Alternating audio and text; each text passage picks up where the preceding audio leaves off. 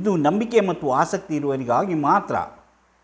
ಆದ್ದರಿಂದ ಯಾರಿಗೆ ಹಸ್ತರೇಖಾ ಸಾಮುದ್ರಿಕ ಶಾಸ್ತ್ರದಲ್ಲಿ ನಂಬಿಕೆ ಇದೆಯೋ ಆಸಕ್ತಿ ಇದೆಯೋ ಅವರು ಮಾತ್ರ ನೋಡಿದ್ರೆ ಸಾಕು. ಬೇರೆ ಯಾರೂ ಇದನ್ನು ನೋಡಿ ತಮ್ಮ ತಲೆಯನ್ನು ಕೆಡಿಸಿಕೊಳ್ಳಬೇಕಾಗಿಲ್ಲ. ಯಾಕಂದರೆ ಕೆಲವರಿಗೆ ಇದರಲ್ಲಿ ನಂಬಿಕೆ ಇಲ್ಲ ಅಂಥವರು ಕೆಟ್ಟದಾಗಿ ಅಭಿಪ್ರಾಯಗಳನ್ನು ಹೇಳ್ತಾರೆ. ಯಾರಿಗೆ ನಂಬಿಕೆ ಇದೆಯೋ ಅವರು ಇದರ ಫಲವನ್ನು ಪಡೆಯಬಹುದು. ಅದು ಹೇಗೆ ಎಂಬುದನ್ನು ನಾವು ತಿಳಿಸ್ತೇವೆ.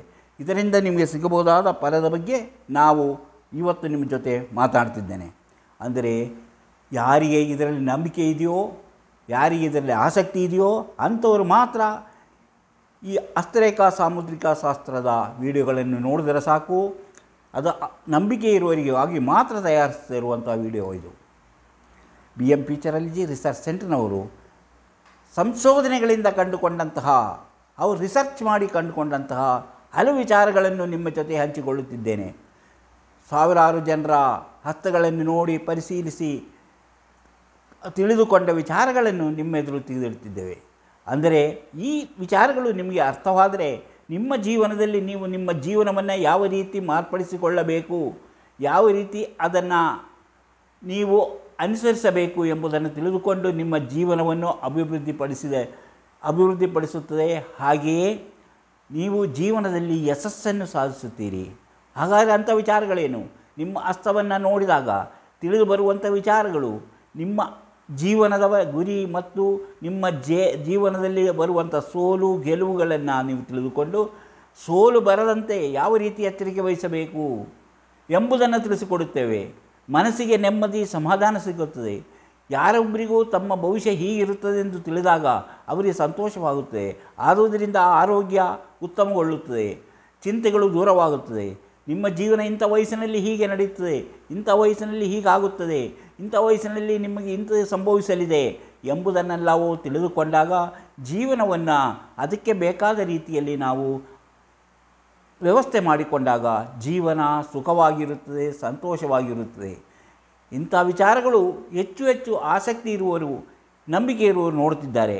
ಆದರೆ ಎಲ್ಲೋ ಕೆಲವರು ಇದರ ಬಗ್ಗೆ ನಂಬಿಕೆ ಇಲ್ಲದೇ ಇರುವವರು ಮಾತ್ರ ಕೆಟ್ಟದಾಗಿ ಕಾಮೆಂಟ್ ಮಾಡ್ತಿದ್ದಾರೆ. ಅಂಥವರು ಖಂಡಿತವಾಗಲೂ ಇಂಥ ವಿಡಿಯೋಗಳನ್ನು ನೋಡಬೇಡಿ. ಯಾಕಂದರೆ ನಂಬಿಕೆ ಇಲ್ಲದ ಮೇಲೆ ಇದು ನೋಡಿ ಉಪಯೋಗ ಇಲ್ಲ.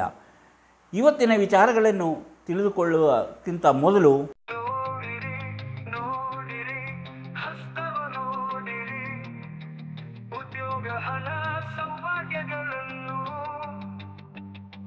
ತಿಳಿಯಲು ನಿಮ್ಮ ಹಸ್ತ ನೀವೇ ನೋಡಿ, ಕೈಯಲ್ಲದು ನಿಮ್ಮ ಜೀವನ. ಎಲ್ಲರಿಗೂ ನಮಸ್ಕಾರ. ಮಾಣಿಯ ಟೈಮ್ಸ್ ಯೂಟ್ಯೂಬ್ ಚಾನಲ್ಗೆ ಎಲ್ಲರಿಗೂ ಸ್ವಾಗತ.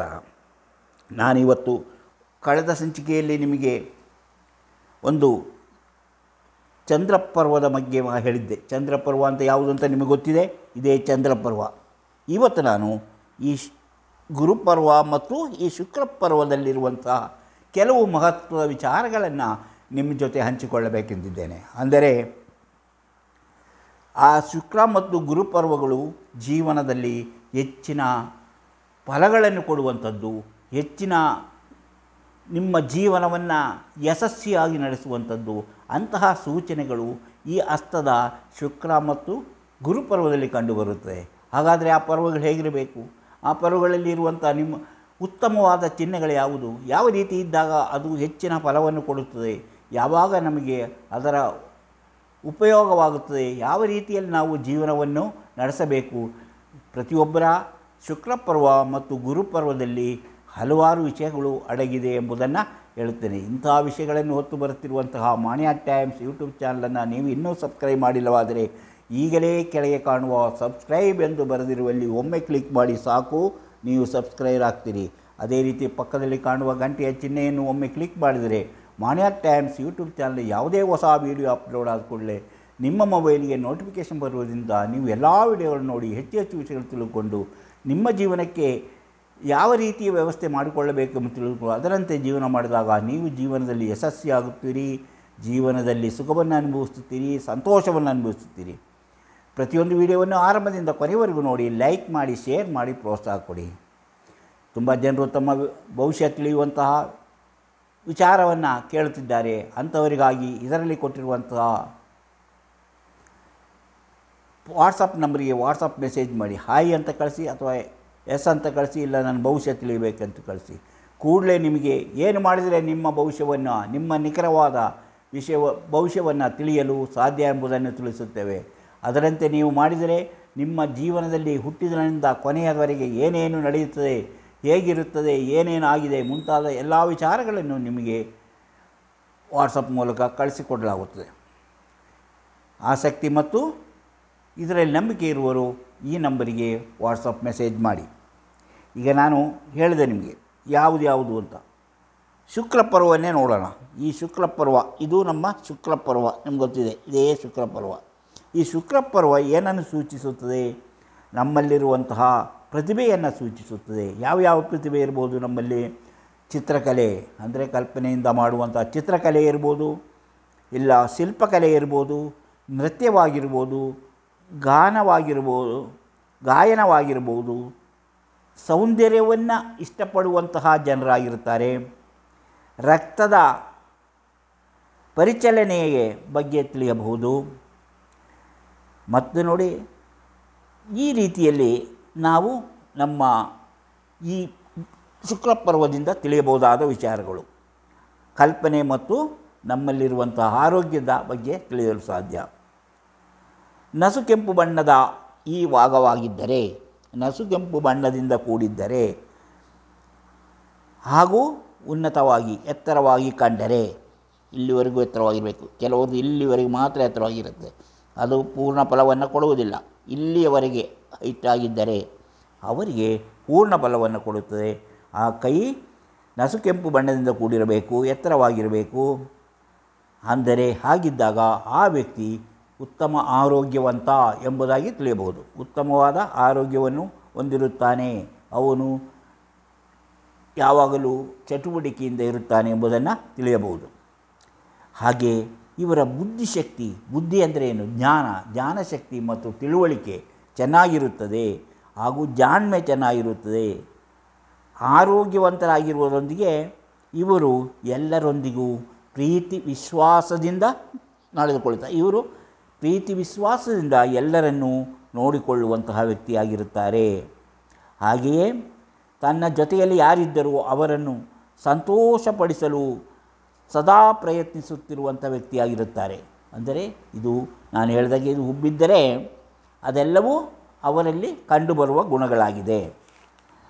ಎಲ್ಲ ಜೊತೆಯಲ್ಲಿರುವನ್ನು ಯಾವಾಗಲೂ ಸಂತೋಷವಾಗಿ ತಮಾಷೆ ಹೇಳ್ತಾ, ಹಾಗೆ ತಮಾಷೆ ಮಾಡುತ್ತಾ, ಅವರಲ್ಲಿರುವಂಥ ಕೀಟ್ಲೆ ಮಾಡುತ್ತಾ, ಹಾಗೆ ಅವರನ್ನು ಸಂತೋಷಪಡಿಸಲು ಏನೇನು ಬೇಕೋ ಅದನ್ನೆಲ್ಲವನ್ನು ಅವರು ಮಾಡುತ್ತಾ ಇರ್ತಾರೆ. ಅಂದರೆ ಬೇರೆಯವರಿಗಾಗಿ ತಾನು ಏನಾದರೂ ತ್ಯಾಗ ಮಾಡಲು ಸಿದ್ಧರಾಗಿರುತ್ತಾನೆ. ತನ್ನ ಜೊತೆಯಲ್ಲಿರುವವರಿಗಾಗಿ ಏನಾದರೂ ತ್ಯಾಗವನ್ನು ಮಾಡಲು ಕಠಿಣವಾದ ಕೆಲಸಗಳನ್ನು, ಯಾವುದೇ ಶ್ರಮವಾದ ಕೆಲಸವನ್ನು ಅವರು ವಹಿಸಿಕೊಂಡು ಮಾಡುವಂತಹ ಚಾಣಾಕ್ಷರಾಗಿರುತ್ತಾರೆ. ಅತಿಥಿಗಳನ್ನು ಪ್ರೀತಿಯಿಂದ ನೋಡಿಕೊಳ್ಳುವಂತಹ ವ್ಯಕ್ತಿಯಾಗಿರುತ್ತಾರೆ. ಒಡವೆ ವಸ್ತ್ರಧಾರಣೆಗಳನ್ನು ಉತ್ತಮವಾದ ರೀತಿಯಲ್ಲಿ ಅಚ್ಚುಕಟ್ಟುತನದಿಂದ ಮಾಡುವಂತಹ ಇವರು ಯಾವಾಗಲೂ ಕ್ರಿಯಾಶೀಲರಾಗಿರುತ್ತಾರೆ ಎಂಬುದು ಈ ಶುಕ್ಲಪರ್ವ ಉನ್ನತವಾಗಿದ್ದರೆ ಹಾಗೂ ಅದು ನಸುಕೆಂಪು ಬಣ್ಣದಿಂದ ಕೂಡಿದ್ದರೆ ಈ ಫಲಗಳನ್ನು ಅವರಲ್ಲಿ ಕಂಡುಬರುತ್ತದೆ. ಆದರೆ ಯಾವಾಗಲೂ ಅವರಿಗೆ ಯಾಕೋ ಏನೋ ಒಂದು ಯೋಚನೆ ಮಾಡುತ್ತಿರುವ ಹಾಗೆ ಇರುತ್ತದೆ ಅವರ ಮುಖ. ಅದೇ ರೀತಿ ಅಥವಾ ಇವರು ಎಲ್ಲಾದರೂ ನಾನು ಉನ್ನತವಾಗಿದ್ದು ಹೇಳಿದೆ, ಇದು ತಗ್ಗಾಗಿದ್ದರೆ ಅವರಲ್ಲಿ ಯಾವಾಗಲೂ ಕಳಹೀನವಾದ ಮುಖವಾಗಿರುತ್ತದೆ. ಏನೋ ಚಿಂತೆ ಅವರನ್ನು ಕಾಡುತ್ತಿರುತ್ತದೆ. ಆರೋಗ್ಯ ಕೆಟ್ಟಿರುತ್ತದೆ. ಬಿಸಿ ಅಥವಾ ತಂಪಿನಿಂದ ಬರುವ ರೋಗಗಳು ಇವರಲ್ಲಿ ಹೆಚ್ಚಾಗಿ ಕಂಡುಬರುತ್ತದೆ. ಇದು ಅವರ ಸಾಮಾನ್ಯ ಫಲಗಳು. ಯಾವುದು? ಶುಕ್ಲಪರ್ವ ಉನ್ನತವಾಗಿದ್ದರೇನು, ಅದು ತಗ್ಗಾಗಿದ್ದಾಗ ಕಳಹೀನರಾಗಿರುತ್ತಾರೆ. ಅವರ ಮುಖದಲ್ಲಿ ಯಾವಾಗಲೂ ಚಿಂತೆ ಕಾಣಿಸುತ್ತದೆ. ಅನಾರೋಗ್ಯ ಪೀಡಿತರಾಗಿರುತ್ತಾರೆ. ಬಿಸಿ ಅಥವಾ ತಂಪಿನಿಂದ ಬರಬಹುದಾದ ರೋಗಗಳು ಇವರನ್ನು ಕಾಡುತ್ತಿರುತ್ತದೆ. ಹಾಗೆ ನೋಡಿ, ಹೆಚ್ಚು ಉನ್ನತವಾಗಿದ್ದರೆ, ಇದು ಹೆಚ್ಚು ಉನ್ನತವಾಗಿದ್ದರೆ ಅವರು ಪಂಡಿತರಾಗಿರುತ್ತಾರೆ ಹಾಗೂ ಕಾಮಪ್ರಿಯರಾಗಿರುತ್ತಾರೆ. ಕಾಮದಲ್ಲಿ ಹೆಚ್ಚು ಆಸಕ್ತಿಯನ್ನು ಹೊಂದಿದ್ದು ಸ್ತ್ರೀ ಸಂಬಂಧಗಳಲ್ಲಿ ಅಥವಾ ಪುರುಷ ಸಂಬಂಧಗಳಲ್ಲಿ ಇವರು ಹೆಚ್ಚು ಆಸಕ್ತಿಯನ್ನು ತೋರುವಂಥ ವ್ಯಕ್ತಿಗಳಾಗಿರುತ್ತಾರೆ ಎಂಬುದು ಇದರ. ಹಾಗೆ ನೋಡಿ, ಇವರಿಗೆ ಮದುವೆಯಾದ ಮೇಲೆ ಇವರಿಗೆ ಹೆಚ್ಚಿನ ಸಂಪತ್ತು ಗಳಿಸಲು ಸಾಧ್ಯವಾಗುತ್ತದೆ. ಅವರು ಸಂಪತ್ತನ್ನು ಗಳಿಸುತ್ತಾರೆ, ಅದು ಅವರು ಮದುವೆಯಾದ ಮೇಲೆ ಹೆಚ್ಚಿನ ಸಂಪತ್ತು ಅವರಲ್ಲಿ ಕಂಡುಬರುತ್ತದೆ. ಅಂದರೆ ಶ್ರೀಮಂತಿಕೆಯನ್ನು ಅನುಭವಿಸಿ ಸುಖವಾಗಿ ಜೀವನವನ್ನು ನಡೆಸುವಂಥ ವ್ಯಕ್ತಿಗಳಾಗಿರುತ್ತಾರೆ ಎಂಬುದು ಇದು. ಹೀಗೆ ನೋಡಿ, ಇನ್ನು ಗುರು ನೋಡಿ, ಇದು ಗುರುಪರ್ವದ ಬಗ್ಗೆ ನಾವು ನೋಡುವುದಾದರೆ ರಾಹು, ಮಂಗಳ, ಶನಿ ಇವುಗಳನ್ನು ನಾವು ಪಾಪ ಗ್ರಹಗಳೆಂದು ಕರೀತೇವೆ. ಆದರೆ ಅದರ ಮಧ್ಯೆ ಉನ್ನತವಾದ ಗುರುಗ್ರಹ ಇದ್ದರೆ, ಉನ್ನತವಾಗಿದ್ದರೆ ಈ ಗುರುಗ್ರಹ, ಈ ತೋರು ಬೆರಳಿನ ಕೆಳಗಿರುವುದೇ ಗುರುಗ್ರಹ ಉನ್ನತವಾಗಿದ್ದರೆ ಸರ್ವಶ್ರೇಷ್ಠ, ಅವರು ಎಲ್ಲದಕ್ಕಿಂತ ಉತ್ತಮವಾದಂತಹ ವ್ಯಕ್ತಿಗಳಾಗಿರುತ್ತಾರೆ, ಸರ್ವಶ್ರೇಷ್ಠ ವ್ಯಕ್ತಿ ಎನಿಸಿಕೊಳ್ಳುತ್ತಾರೆ. ಅಂದರೆ ತನಗೆ ಸರಿ ಎಂದಿಸಿದ್ದನ್ನು ಮಾತ್ರ ಅವರು ಮಾಡ್ತಾರೆ. ತನಗೆ ಅದು ಸರಿಯಾಗಿದೆ ಎಂದು ಅನಿಸಿದರೆ ಮಾತ್ರ ಆ ಕೆಲಸವನ್ನು ಇವರು ಮಾಡುತ್ತಾರೆ. ದೈವಾನುಗ್ರಹ ಇವರಲ್ಲಿ ಹೆಚ್ಚಾಗಿ ಕಂಡುಬರುತ್ತದೆ. ದೈವಾನುಗ್ರಹ ಆದುದರಿಂದ ಆಧ್ಯಾತ್ಮಿಕ ವಿಚಾರಗಳಲ್ಲಿ ಇವರು ತೊಡಗಿಕೊಳ್ಳುವುದು ಹೆಚ್ಚು. ದೇವಸ್ಥಾನ ಮುಂತಾದವುಗಳ ಕಡೆ ಇವರ ಗಮನ ಹೆಚ್ಚಾಗಿರುತ್ತದೆ. ಯಾಕಂದರೆ ಇದು ಸರ್ವಶ್ರೇಷ್ಠವಾದಂತಹ ಒಂದು ಪರ್ವ ಎಂದು ತಿಳಿಯಲಾಗಿದೆ. ಅಂದರೆ ಶುಭಗ್ರಹ ಅಂದರೆ ಶುಭಪರ್ವ. ಇವರು ಧರ್ಮ ನಿಷ್ಠೆ ಸ್ವಾಭಿಮಾನಿ, ನ್ಯಾಯ ನಿಷ್ಠೆ ಸ್ವಾಭಿಮಾನಿಯಾಗಿರುತ್ತಾರೆ. ಸತ್ಯವನ್ನು ಬಿಟ್ಟು ಯಾವ ಕೆಲಸವನ್ನು ಮಾಡುವುದಿಲ್ಲ, ಸತ್ಯನಿಷ್ಠರಾಗಿರುತ್ತಾರೆ. ಸರ್ವಜ್ಞಾನಿ, ಎಲ್ಲವನ್ನೂ ತಿಳಿದುಕೊಂಡಂತಹ ವ್ಯಕ್ತಿಯಾಗಿರುತ್ತಾರೆ. ಎಲ್ಲ ರೀತಿಯಲ್ಲೂ ಅವರು ವಿಚಾರಗಳನ್ನು ಮಥನ ಮಾಡಿ ತಿಳಿದುಕೊಂಡಿರುತ್ತಾರೆ. ವಿಜ್ಞಾನಿಯಾಗಿರುವಂತಹ ಸಾಧ್ಯತೆ ಇವರಲ್ಲಿ ಹೆಚ್ಚಾಗಿ ವಿಜ್ಞಾನಿಯಾಗುವಂತಹ ಗುಣಗಳು ಇವರಲ್ಲಿ ಹೆಚ್ಚಾಗಿ ಕಂಡುಬರುತ್ತದೆ. ಹೆಚ್ಚಿಗೆ ಕಂಡುಬರುತ್ತದೆ. ಎಲ್ಲ ವಿಷಯಗಳಲ್ಲೂ ಆಸಕ್ತಿ ಚೆನ್ನಾಗಿರುತ್ತದೆ. ಎಲ್ಲ ವಿಷಯದಲ್ಲೂ ಆಸಕ್ತಿ ಇರುತ್ತದೆ. ಉತ್ತಮ ಸಲಹೆಗಾರರಾಗಿ ಕೆಲಸ ಮಾಡುತ್ತಾರೆ. ಉತ್ತಮ ಸಲಹೆಗಾರರು, ಯಾರಿಗೆ ಸಲಹೆ ಬೇಕೋ ಅವರಿಗೆ ಸಲಹೆಗಳನ್ನು ಕೊಟ್ಟು ಅವರಿಗೆ ಬೇಕಾದ ಮಾರ್ಗದರ್ಶನವನ್ನು ನೀಡಲು ಇವರು ಸದಾ ಮುಂದಾಗಿರುತ್ತಾರೆ. ಅತಿಥಿಗಳನ್ನು ಪ್ರೀತಿ ವಿಶ್ವಾಸದಿಂದ ನೋಡಿಕೊಳ್ಳುತ್ತಾರೆ. ಒಮ್ಮೆ ಸ್ನೇಹಿತರಾದವರನ್ನು ಅವರು ಎಂದೂ ಬಿಟ್ಟುಕೊಡಲ್ಲ. ಅವರು ಸ್ನೇಹಿತರನ್ನು ತಮ್ಮಷ್ಟೇ ಚೆನ್ನಾಗಿ ನೋಡಿಕೊಳ್ಳುತ್ತಾರೆ. ಅನ್ಯ ದೇಶವನ್ನು ಇಷ್ಟಪಡುತ್ತಾರೆ. ಬೇರೆ ದೇಶ, ಹೊರದೇಶಕ್ಕೆ ಹೋಗುವಂತಹ ಆಸೆ ಅವರಲ್ಲಿ ಹೆಚ್ಚಾಗಿ ಕಂಡುಬರುತ್ತದೆ. ಇವರು ಶ್ರೀಮಂತಿಗೆ, ಇವರಿಗೆ ವಿವಾಹದ ಬಳಿಕ ಶ್ರೀಮಂತಿಗೆ ಬರುತ್ತದೆ. ನಾನು ಇಲ್ಲಿ ಹೇಳಿದಾಗಲೂ ಇದು ವಿವಾಹದ ಬಳಿಕನೇ ಶ್ರೀಮಂತಿಗೆ, ಇದು ಸಹ ವಿವಾಹದ ಬಳಿಕ ಹೆಚ್ಚಿನ ಶ್ರೀಮಂತಿಗೆ ಬರುವಂತಹ ಸೂಚನೆಗಳು ಅದರಲ್ಲಿ ಕಂಡುಬರುತ್ತದೆ. ಉತ್ತಮವಾದ ಜೀವನ ಇವರು ನಡೆಸುವುದು, ಶಿಸ್ತುಬದ್ಧವಾದ, ಯಾವುದೇ ಕಳಂಕಕ್ಕೆ ದಾರಿಯಿಲ್ಲದಂತಹ ಉತ್ತಮವಾದ ದಾಂಪತ್ಯ ಜೀವನವನ್ನು ಇವರು ನಡೆಸುತ್ತಾರೆ. ಹೀಗೆ ನಾನು ಇದು ಉನ್ನತವಾಗಿದ್ದಾಗ ಹಾಗೂ ಅದರಲ್ಲಿ ಶುಭ ಫಲಗಳನ್ನು ಕಂಡಾಗ ಬರುವಂತಹ ವಿಷಯಗಳನ್ನು ಹೇಳಿದೆ. ಈಗ ನೋಡಿ, ಅದು ಒಂದು ವೇಳೆ ತಗ್ಗಾಗಿದ್ದರೆ, ಅಂದರೆ ಉನ್ನತವಾಗಿರಲ್ಲ, ತಗ್ಗಾಗಿದ್ದರೆ ಅವರಲ್ಲಿ ಮೋಸ, ಕಪಟತನ ಹೆಚ್ಚಾಗಿ ಕಂಡುಬರುತ್ತದೆ. ಅವರು ಯಾವುದೇ ಜವಾಬ್ದಾರಿಯನ್ನು ಹೊರುವರಲ್ಲ, ಆ ಜವಾಬ್ದಾರಿಯನ್ನು ಮರೆತು ಕೆಲಸ ಮಾಡುತ್ತಾರೆ. ಆದುದರಿಂದ ಅವರು ಅಭಿವೃದ್ಧಿ ಕಾಣಲಾರರು. ದೈಹಿಕವಾಗಿ ಬಲಹೀನರಾಗಿರುತ್ತಾರೆ. ಅವರಿಗೆ ಶಕ್ತಿ ಎಂಬುದು ಇರಲಿಲ್ಲ.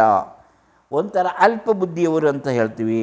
ಅಂಥ ಅಲ್ಪ ಬುದ್ಧಿಯ ಚಿಂತನೆಗಳಿಂದ ನೆಮ್ಮದಿ ಕಳೆದುಕೊಳ್ಳುತ್ತಾರೆ. ಯಾರು ಏನು ಹೇಳಿದರೂ ಅವರಿಗೆ ನಂಬಿಕೆ ಬರುವುದಿಲ್ಲ. ಎಲ್ಲ ವಿಷಯದಲ್ಲೂ ಅವರಿಗೆ ಅಪನಂಬಿಕೆ. ಈ ಕಾರಣಗಳಿಂದ ಅವರು ಯಾವಾಗಲೂ ನೆಮ್ಮದಿ ಇಲ್ಲದವರಂತೆ ಓಡಾಡಿಕೊಂಡಿರುತ್ತಾರೆ.